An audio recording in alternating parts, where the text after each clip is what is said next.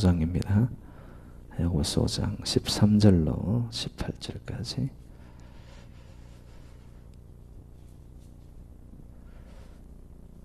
야고보서 5장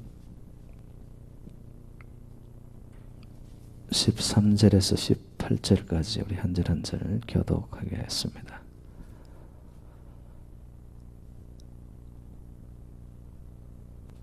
(13절로) (18절까지) 교독합니다. 너희 중에 고난당하는 자가 있느냐? 그는 기도할 것이요 즐거워하는 자가 있느냐? 그는 찬송할지니라.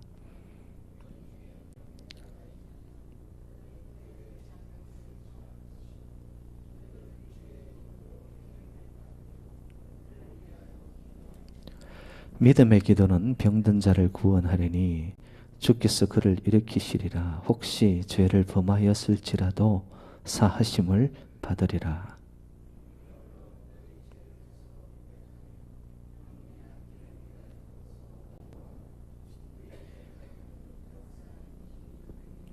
엘리야는 우리와 성정이 같은 사람이로되 그가 비가 오지 않기를 간절히 기도한 적 3년 6개월 동안 땅에 비가 오지 아니하고 다시 기도하니 하늘이 비를 주고 땅이 열매를 맺었느니라. 아멘. 반갑습니다. 3일 동안 수고 많으셨죠. 예. 오늘 날씨가 좀 그래도 이제 여름이 오나 싶을 정도로 좀 따뜻함을 느꼈는데요. 뭐 날씨 관계없이 여러분, 저와 여러분들은 뭐 하나님 안에 있으면 그곳이 뭐 최고의 자리인 줄로 믿습니다. 예. 근데 어디들 가셨어요? 이렇게들 휑합니다. 예. 수요 예배 출석표를 좀 매겨야 될 것 같아. 그죠?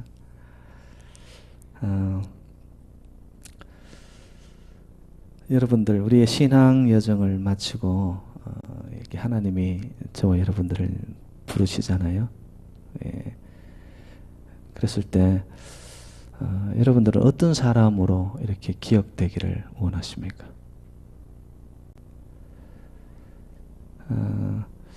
성경상에 보면은 여러 사람들의 인물들이 나타나지요. 그런데 신앙생활을 한마디로 표현한다면은 이 기도의 생활입니다. 그래서 저는 만약에 하나님 앞에 섰을 때, 그리고 이제 저희 여정이 끝나고 많은 사람들이 저를 이렇게 기억을 한다면은, 야, 그 목사님은 참 기도하는 하나님의 종이었어. 그런 어떤 이런 추억이랄까 기억으로 남는다면 저는 행복할 것 같아요. 뭐 아직까지 결정한 건 아니지만 어르신들 앞에서 죄송합니다. 제가 만약 죽을 때 비석에 한 문구를 남겨라 한다면은 기도의 종, 기도의 종. 근데 그 기도가 그냥 허공을 치는 메아리로만 끝난 것이 아니라 열매 맺는 기도, 열매 맺는 기도. 그렇잖아요. 우리가 기도를 아무리 많이 해도 그 기도에 대한 실질적인 이루어진 하나님의 응답의 열매들이 나타나지 않아요. 그럼 사실 이 기도가 참 이렇게 힘겹게 만듭니다. 우리는 기도를 하면 하나님이 응답하시고, 그죠?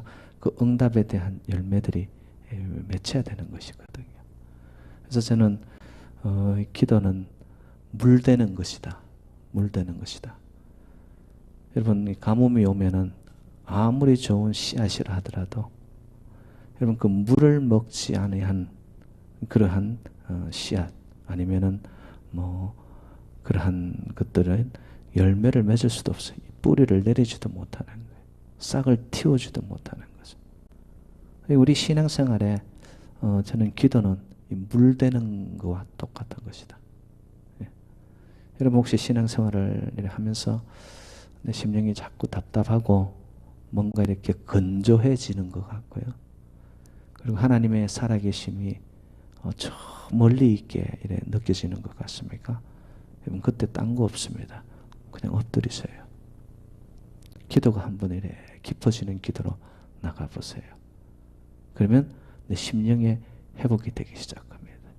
물된 동산처럼 여러분 이래 모내기를 해놓고도 그 땅이 가뭄이 와서 이렇게 쩍쩍 갈라지는 그런 상태가 아니라 물이 찰랑찰랑하게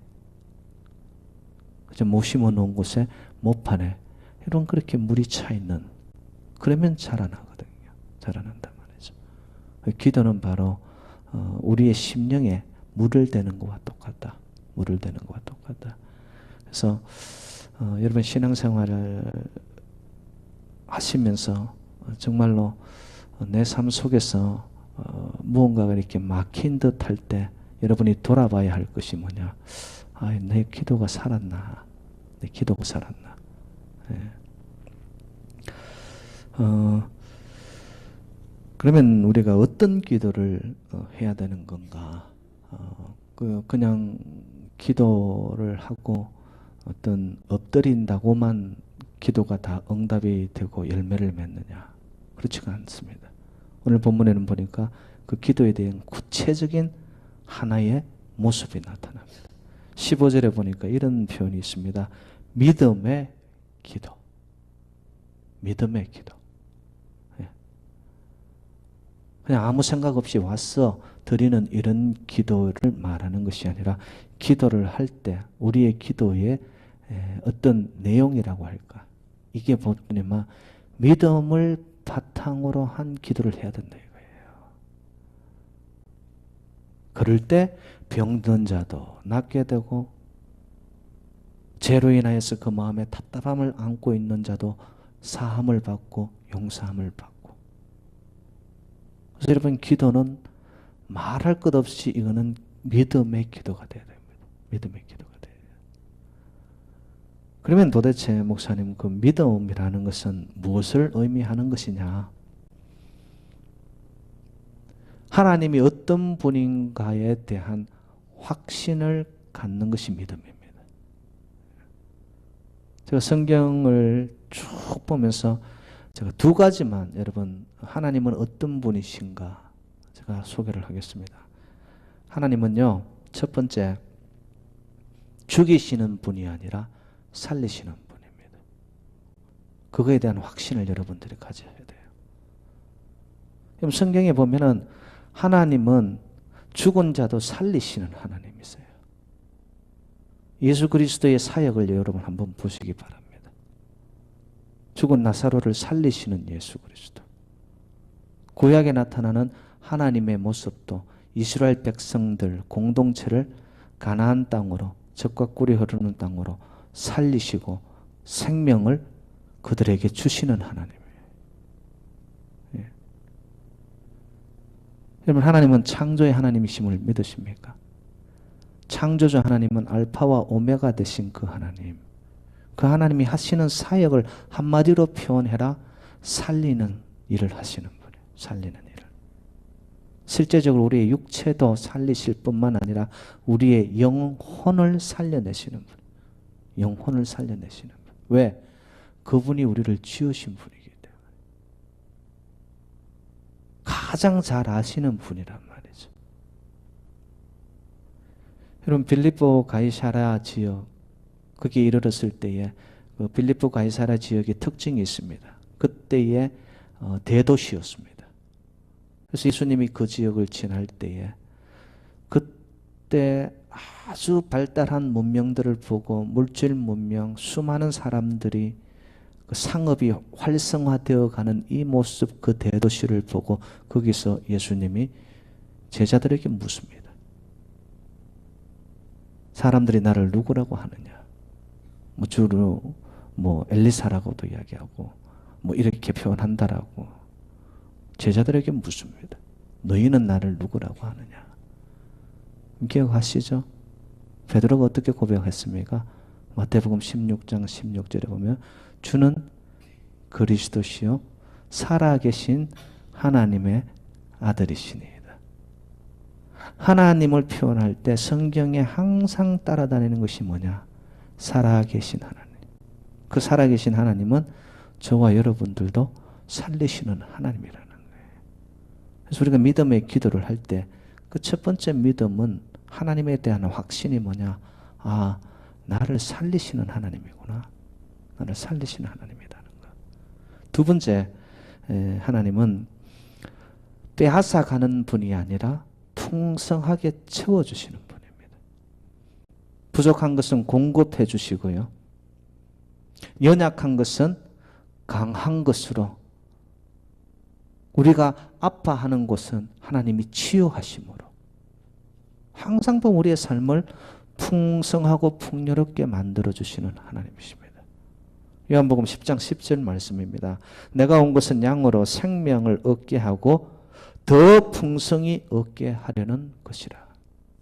생명을 얻게 하고 더 풍성히 얻게 하려는 것이라. 예수님이 이 땅에 오신 목적이 그거라는 거예요. 여호와는 나의 목자시니 내가 부족함이 없으리로다. 아멘이십니까? 성경은 항상 보면은 부족한 것을 채우시는 하나님, 내 잔이 넘치게 하시는 하나님.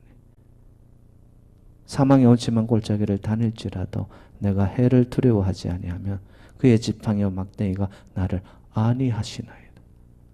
지키시고 보호하시고 치유하시고 회복시키시고 우리를 풍성하게 만드시는 하나님.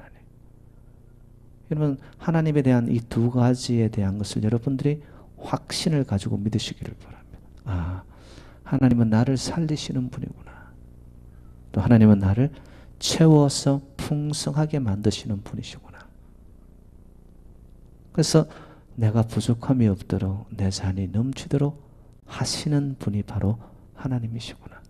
여러분, 이거에 대한 여러분들의 조금의 의심도 없어야 된다는 것이죠. 자, 그렇다면 이런 믿음의 기도를 우리가 할 때, 하나님에 대한 이 두 가지 확신을 가지고 우리가 엎드릴 때에, 그러면 그런 기도는 무조건 다 응답받고, 오늘 말씀대로 하면 병든 자도 고치고, 고난 중에 있는 자는 노임을 받고, 다 그렇게 되느냐? 아니에요. 오늘 말씀해 봤더니만 믿음의 기도를 함에 전제 조건이 따라옵니다. 그럼 16절로 한번 가봐요. 16절. 자, 16절 다 같이 시작. 그러므로 너희 죄를 서로 고백하며 병이 낫기를 위하여 서로 기도하라. 의인의 간구는 역사하는 힘이 큼이니라. 자, 이 말씀이 무엇을 의미하냐면 앞에 나온 믿음의 기도는 병든 자도 구원하고 그들을 일으키고 그리고 죄를 범하였다 할지라도 그들을 용서하고 사하는 기도가 되는데, 그런데 그 기도가 봤더니만 하는 본인이 하나님 앞에 여러분 회개하는 것이 나타나야 된다는 거예요. 여기 16절에 보면 죄를 서로 고백하고 그 죄를 서로 고백한 자를 16절에서는 어떻게 의인이라고 칭하는 거예요. 의인이라고. 제가 성경 공부하면서 가르쳤던 것입니다. 여러분, 기도가 우리가 아무리 믿음을 가지고 기도를 하더라도 그 기도가 상달되지 않는 기도가 있다라고 말씀을 드렸습니다. 용서를 하지 않은 마음, 내 안에 누군가를 생각하고 무슨 일, 과거의 그 일만 생각하면은 내 마음이 딱 닫혀버려요. 소통이 안 되는 거죠. 용서를 하지 않은 마음. 그리고 내 손에 피를 문졌어요, 여러분. 피를 문졌어요. 죄를 범했단 말이죠, 이게. 근데 그것을 하나님 앞에 철저하게 다 회개하는 마음으로 하나님 앞에 자기가 고백하고 자기가 자백하고, 여러분, 그러한 정결함으로 자기의 손에 피를 다 하나님 앞에 아뢰는, 철저히 자기를 돌아보는 것이죠. 그게 그러한 회개에 합당한 열매를 맺어가는 자, 의인이라고 이야기하는 거죠. 의인이라고요. 우리의 삶은, 하나님은 용서의 하나님, 하나님은 또 덮어주시는 하나님, 끝없는 사랑을 가지신 분. 이것을 잘못 이해했어요. 우리가 그것을 하지 말아야 되는 것을 또 반복해서 하는 거예요. 그래 놓고는 용서해 달라고. 사랑이 하나님이라고. 여러분, 그건 합당한 회개의 열매가 아닙니다. 진정 우리의 삶에서 하나님이 이거는 아니구나라고 했을 때 우리의 삶이 돌아서는 것을 회개라고 했죠. 돌아섰으면 이제는 신앙의 연조가 아니면 깊이가 아니면 우리의 기도가 열매를 맺어가려면 그 삶이 반복되면 안 된다라는 거예요. 하나님이 우리에게 원하는 모습은 그거예요. 의인의 모습, 의인의 강구가 역사하는 힘이 있다는 거. 그렇기 때문에 여러분, 정말 우리의 삶의 모습에서 하나님이 기뻐하는 그런 모습이 아니었다면 오늘 저녁에 우리가 해야 할 것들은 철저한 회개부터 이루어져야 됩니다. 마음속에서부터도. 그것이 준비가 되어 내가 모든 것들로 비워진 삶으로 내 중심을 드릴 때 하나님의 것이 채워지기 시작하는 것이죠. 근데 아직도 내 안에 너무 많은 것들이, 너무 많은 내가 있고요.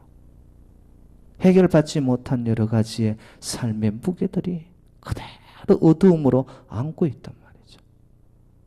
어떻게 이게 비워져야, 잔이 비워져야 채워지는데, 넘치게 되는데, 바로 그거예요, 여러분. 그래서 의인의 강구가 능력이 있고 역사가 있고 병고침의 역사가 나타나고 삶의 어떤 열매가 맺혀지고, 이게 어떻게 되어지느냐? 나는 어떤 모습인가? 철저히 하나님 앞에 그런 모습으로 나타나는 거죠. 의심이 많은 그런 마음보다는 마음에 하나님 하실 거다. 확신을 가지고 하나님 앞으로 나아가는 것이죠. 나아가는 거죠. 근데 그 나아가면서 자꾸 시간이 반복되어질수록 우리의 삶이 깨끗하고 거룩하고 성결해지는 삶으로. 그게 여러분 합당한 열매, 회개의 열매가 맺히는 거죠. 똑같이 시계추 왔다 갔다 하듯이 세상에선 세상식으로 마음대로 살고 교회 오면 교회식으로 거룩한 척 살고, 이게 아니고요. 이제는 이 왔다 갔다 하던 인생의 추가 갈수록 좁혀져서 하나로 하나님이 원하시는 의의 모습으로. 그때 믿음의 기도, 의인의 강구는 역사를 나타낸다. 역사를 나타낸다. 그러면서 이제 오늘 본문에 구체적으로 한 예를 들고 있죠. 엘리야를 소개합니다. 엘리야를 놓고서 17절에 이런 표현이 있습니다. 그는 우리와 성정이 같은 사람. 이게 뭐예요? 똑같은 성격을 갖고 성질을 갖고 성깔이 있고 모순이 있고 당연한 거죠. 엘리야가 기도의 종이었잖아요, 여러분. 갈멜산 전투 가면 유명하잖아요. 성령에 불 떨어졌다. 근데 그가 기도를 함으로 인해 가지고 하나님의 역사가 일어난 것인가? 아니면 하나님이 그렇게 능력을 일으키신 것인가? 엘리야 자체를 놓고 볼 때는 저와 여러분들이 뭐가 다르냐? 똑같단 말이에요, 여러분. 쉽게 넘어지고 쉽게 삐지고 우리의 삶 속에서 여러 가지의 모순을 안고 있고. 여러분, 갈멜산 전투 이야기가 나오고요. 그리고 3년 6개월 동안 비가 오지 않았을 때에 그가 기도하니까 비가 오게 하고요. 그러고 나서 바로 이어지는 성경의 이야기가 뭐냐? 아합 왕의 와이프였던 이세벨이 엘리야를 잡아 죽이러 온다고 하니까 그거 어떻게 합니까? 로뎀나무 밑에 가서 숨어가지고 나를 죽여달라고. 너무나 반전된 모습을 보는 것이죠. 이런 엘리야였었지만 그는 기도할 때 보니까 하나님이 들으셨다라는 거예요. 자, 그러면 여기서 도대체 무엇을 성경이 우리에게 이야기를 하고 싶어 하는 것인가? 기도 응답은 우리의 능력이 아니라 엘리야가 능력을 베풀어 불이 떨어진 게 아니라는 것을 말하고 싶어 하는 거예요, 이게. 우리는 단지 하나님을 믿는 믿음으로 우리의 기도의 모습으로 하나님 앞에 나타나지만 우리가 기도해서 어떠한 역사가 나타나는데 이것을 믿는 것이 아니라 내가 엎드릴 때 하나님은 응답하시고 반드시 하나님은 하나님의 능력을 베푸시는 분이다라는 거. 여러분 이게 우리의 신앙의 하나의 틀이 되어 있어야 된다는 거예요. 우리는 우리의 기도가 보면은 너무 환경 따라 왔다 갔다 합니다. 좀 어렵고 힘들고 지치고 문제가 하나 툭 떨어지면은 아이쿠나 이게 아니고 여러분 기도 생활이라는 것은 여러분 저는 이게 연결이라고 믿습니다. 연결. 완전히 소통이 되어 있는. 소통은 뭐예요? 어느 순간에도 막힘이 없는 것이 소통 아니겠어요? 그게 기도인데 그 기도에 믿음의 기도를 하는 자. 어떤 상황이든 어떤 일이 벌어졌든 어떠한 조건에서든 간에 하나님과의 소통이 있는 모습. 그 자가 나를 살리시는 하나님을 믿는 자죠. 나를 채우시는 하나님, 풍성케 하시는 하나님을 믿는 자죠. 그거를 이야기하는 거예요. 믿음의 기도. 믿음의 기도. 근데 이제 17절에 보면 우리가 하나 엘리야의 기도에서 놓치지 말아야 할 모습이 뭐냐면은 그가 간절히 기도한 적 이렇게 표현이 되어 있습니다. 간절히. 여러분 잘 아시죠? 엘리야가 어떻게 어느 정도로 간절히 기도를 했느냐? 열왕기상 18장 42절에 보면 땅에 꿇어 엎드려 그의 머리를 꿇어 엎드린 상황에서 그의 머리를 어디에? 무릎 사이에 넣을 정도로 간절히 기도합니다. 목사님 가면 무조건 뭐 땀방울이 핏방울이 되기까지 간절히 기도하면 하나님이 무조건 들어주십니까? 여러분 무엇에 대한 간절함이었을까요? 내 기도 들어주십시오라는 것에 대한 간절함이었을까요? 저는 그렇게 보지 않습니다. 만약에 우리의 문제가 있어가지고 이 문제 하나님 기도를 들어주십시오 하는 간절함으로 우리가 엎드리면 그 간절함이 하나님께 감동이 되어서 하나님이 역사하면 일이 풀려지겠지요. 근데 우리와 같은 성정 사람인 엘리야가 간절히 기도했을 때 그 간절함은 무엇에 대한 간절함이었을까요? 내 기도가 이루어지게 해달라는 간절함보다는 하나님의 능력이 나타나게 해달라는 거예요. 하나님의 역사가 나타나게 해달라는 거예요. 우리는 기도의 초점을 잘못 둔단 말이에요. 내가 열심히 하면 이루어지겠지. 아니요. 하나님의 역사가 나타나게끔 아버지 저의 마음을 주님 아시죠. 여러분 그것이 기도가 간절함으로 나아가야 되지. 그래서 달리 표현하면은 저는 신뢰의 간절함이라고 믿습니다. 신뢰의 간절함. 만약에 신뢰의 간절함을 가지고 기도했는데 응답이 안 되었어요. 그것도 하나님의 응답이구나. 그게 신뢰이죠. 믿음이죠. 근데 기도가 응답받기만을 간절히 기도하는 것은 어떻게 될까요? 내가 생각하고 있는 게 싶을 수 있는 거예요. 이거 안 이루어지면 기도는 어떻게 돼? 기도 응답 없다고 생각하는 거죠. 그게 아니라는 것입니다, 여러분. 간절한 기도는 하나님 전적으로 제가 신뢰하고 믿습니다. 그것이 예스이든 노이든 하나님 하시는 바대로 하나님의 뜻대로 여러분 그 간절함. 그래서 우리의 기도가 좀 이 엘리야의 기도의 상황처럼 같은 인간의 모습 불완전하지요. 불완전하니까 온전하신 하나님을 향한 전적인 신뢰를 가지고 믿음으로 기도하는 것이죠. 그 기도가 그 믿음의 기도가 그리고 하나님 앞에 회개의 전제가 되어진 의인의 간구는 능력이 있다라고. 그래서 오늘도 저희들 함께 기도할 때 여러분 삶에 지금 뭐 고난이 왜 없겠어요? 그리고 또 병든 상황이 왜 없겠습니까? 여러 삶의 정황이 있잖아요. 그때 우리가 할 수 있는 거 믿음의 기도. 믿음의 기도. 그리고 하나님에 대한 신뢰에 대한 간절함.